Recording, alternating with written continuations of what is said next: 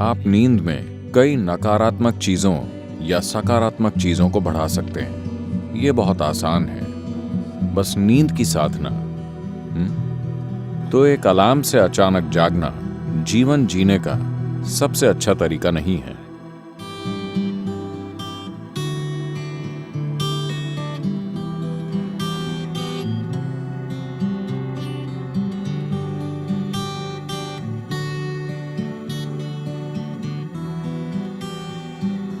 आप में से कितने लोग किसी दिन सुबह उठने के बाद बेवजह बहुत बुरा महसूस करते हैं? बिल्कुल बेवजह।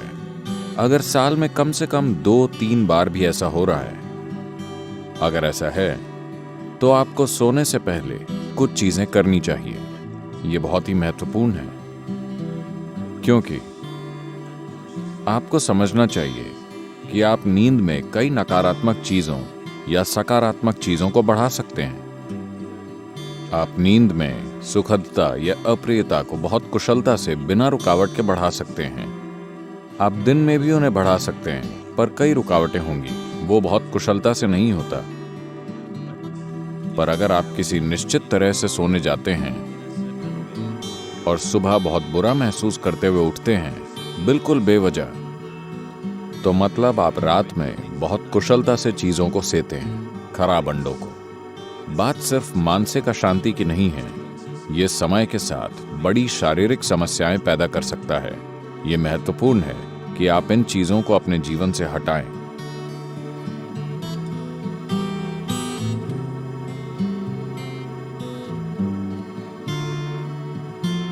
तो रात को सोने से पहले आपको कुछ चीजों का ध्यान रखना चाहिए।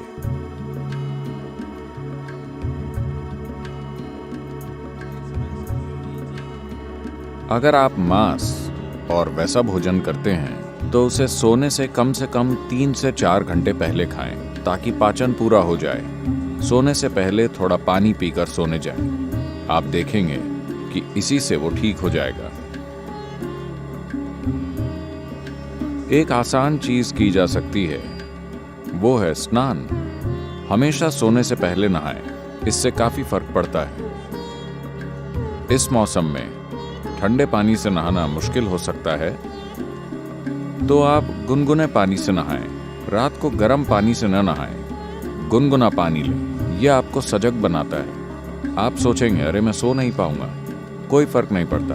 आप 15-20 मिनट या आधे घंटे बाद सोएंगे, मगर नींद बेहतर आएगी, क्योंकि इससे कुछ चीजें हट जाएंगी। जब आप नहाते हैं तब सिर्फ त्वचा की गंदगी नहीं हटती। क्या आपने देखा है, जब आप बहुत तनाव और चिंता में होते हैं तब सिर्फ नहाने से ऐसा लगता है मानो बोझ लगभग उतर गया हो।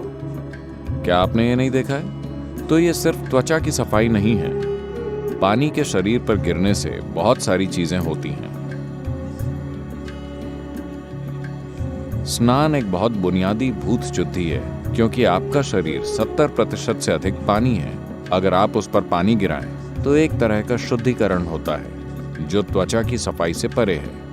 एक और चीज अगर आप करना चाहें, आप बस एक जैविक तेल का दिया जला लें, रुई की बाती और कोई भी तेल। यहां आप क्या इस्तेमाल करते हैं? साधारण खाने का तेल, linseed oil, rice bran oil या तिल का तेल। आपके पास क्या है?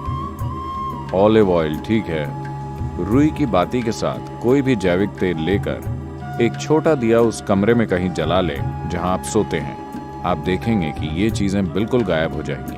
अगर आप कोई मंत्र जप सकें या सोने से पहले रात को योगाभ्यास कर सकें तो बिस्तर पर बैठकर उसे करें। अगर आप ईशा क्रिया करना चाहते हैं तो वो नेट पर उपलब्ध है। आमतौर पर भारत में आपसे कहा जाता है कि सोते समय अपना सिर उत्तर दिशा की ओर नहीं रखना चाहिए। आपको पता है, अगर आप रात में उत्तर की ओर सिर करके सोते हैं,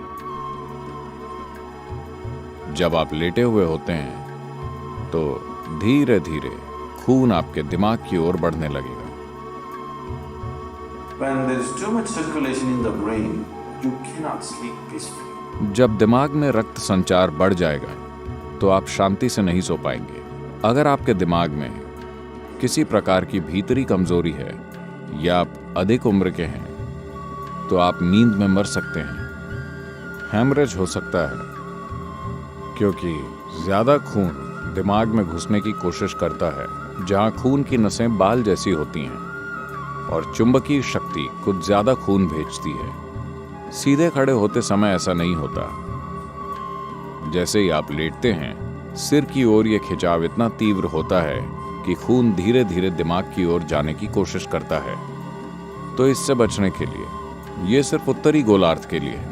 अगर आप ऑस्ट्रेलिया जाएं तो आपको सिर दक्षिण की ओर नहीं करना चाहिए। अगर आप भारत में हैं तो आपको सिर उत्तर की ओर नहीं रखना चाहिए।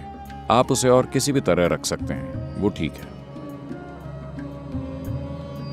इसे अपने मन में रखें कि आप सच में नाशवान हैं, ठीक है? सिर्फ शब्दों में नहीं, सच में। आप अभी मर सकते हैं। आप युवा हों या बूढ़े, कोई फर्क नहीं पड़ता, आप अभी मर सकते हैं। आया ना? सोने से पहले बिस्तर पर बैठकर सोचें कि यह आपकी मृत्यु शैया है। आपके पास जीने के लिए सिर्फ 1 मिनट और है। पीछे मुड़कर देखें कि आपने आज जो किया क्या वो सार्थक है। सिर्फ ये आसान अभ्यास करें और आप नहीं जानते कि ये असल में कब होगा। आप मृत्यु शैया पर बैठे होंगे या अस्पताल में लेटे होंगे और कई तरह की चीजें आपसे जुड़ी होंगी। किसे पता वो कैसे होगा, पर रोज इसका आनंद लें कि आप अपनी मृत्यु शैया पर बैठे हैं। पीछे मुड़कर देखिए कि आज मैंने इन 24 घंटों में जो किया है क्या वो सार्थक है, क्योंकि अब मैं मर रहा हूं। अगर आप ऐसा करेंगे तो आप एक सार्थक जीवन जिएंगे, मेरा विश्वास कीजिए। तो रोज रात को सोने से पहले आप सभी को ऐसा करना चाहिए। आखिरी 3 मिनट जो भी चीजें आपने इकट्ठा की हैं, शरीर, मन की बातें, चीजें, छोटी चीजों को अनदेखा मत कीजिए। ये छोटी चीजें बड़ी चीजें हैं। मैंने देखा है कि कैसे लोग अपना तकिया भी लेकर चलते हैं क्योंकि वो बहुत महत्वपूर्ण है। तो आपका तकिया, आपकी चप्पल, अगर आपके रिश्ते हैं, सब कुछ जो आपने इकट्ठा किया है उसे एक ओर रखकर सोइए। अगर आप इस स्थिति में सोएंगे तो आप अधिक रोशनी, अधिक ऊर्जा और आपकी कल्पना से भी अधिक संभावनाओं के साथ जागेंगे। बस जीवन के रूप में सोइए, पुरुष या स्त्री के रूप में नहीं, इस या उस रूप में नहीं। सब कुछ नीचे रख दीजिए। बस ये बहुत आसान है, सिर्फ नींद की साधना। कम से कम इतना आपको करना चाहिए।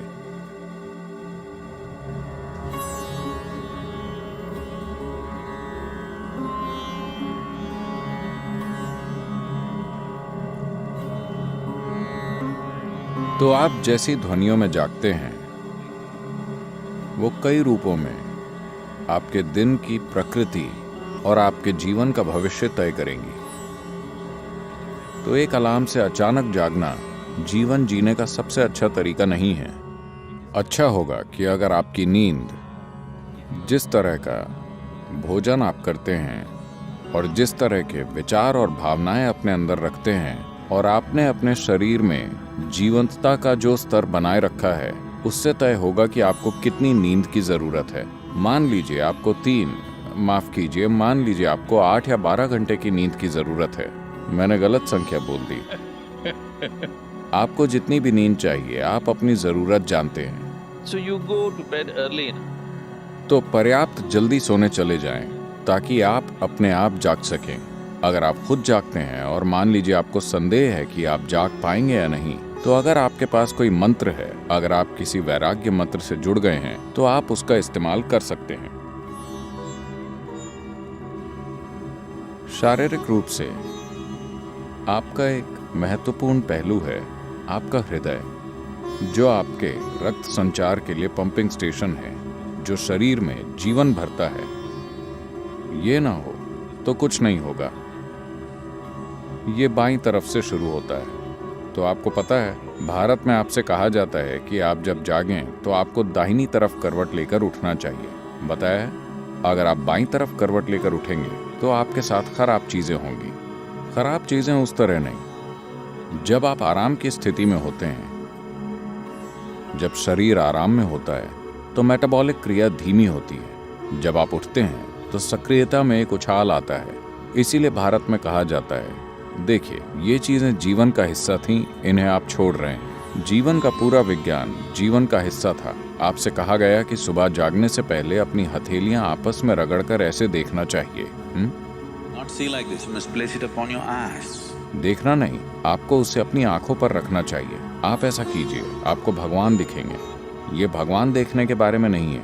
अगर आप इन दोनों को साथ रगड़ेंगे तो सभी नसों के सिरे, आपके हाथों में ढेर सारी नसों के सिरे होते हैं। अगर आप ऐसा करते हैं तो शरीर तुरंत जाग जाता है। अगर आपको नींद आ रही है तो ऐसा करके देखिए, सब कुछ जागृत हो जाता है। तो सुबह शरीर को हिलाने से पहले आप उसे जगाइए और फिर इसे अपनी आंखों पर रखिए। तुरंत आपकी आंखों और आपकी इंद्रियों के दूसरे पहलुओं से जुड़ी नसें जागृत हो जाएंगी। शरीर के हिलने से पहले शरीर और दिमाग को जागृत होना चाहिए। इसके पीछे यही मकसद है, समझे? तो आप ऐसा कीजिए और फिर अपनी दाहिनी ओर करवट लेकर उठिए। आज अगर हम सब सोते हैं तो दुनिया में कल सुबह लगभग 2.5 लाख लोग नहीं जागेंगे प्राकृतिक मृत्यु के कारण। मान लीजिए आप कल सुबह जागे, आपकी गारंटी है? क्या आप गारंटी कार्ड के साथ आए? कोई गारंटी कार्ड नहीं। तो मान लीजिए आप जाग जाते हैं। बस इतना कीजिए, मैं बता रहा हूं, यह आपकी आध्यात्मिक प्रक्रिया का एक सरल पहला कदम है।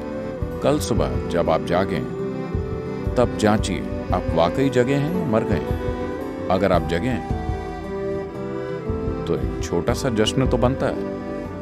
आपको उठकर नाचने की जरूरत नहीं है, कम से कम आप मुस्कुरा सकते हैं कि अब भी जीवित हैं।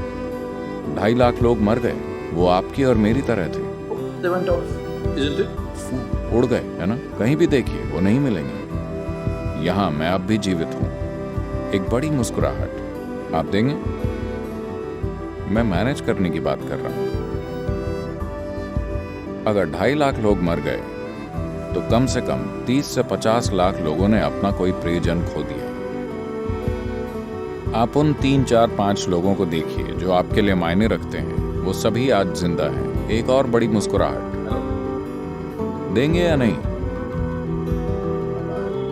जिंदा। अगर मान लीजिए अभी हम आपके सिर पर बंदूक रख देते हैं, क्या आप राहत महसूस करेंगे? नहीं, आप डर जाएंगे, है ना? तो जीवित होना इतना कीमती है कि नहीं? आपका जीवित होना इतना कीमती है। तो कल सुबह 2.5 लाख लोग रात में मर गए, मगर आप अब भी जीवित हैं। क्या इसके लिए कम से कम एक बड़ी मुस्कुराहट नहीं होनी चाहिए?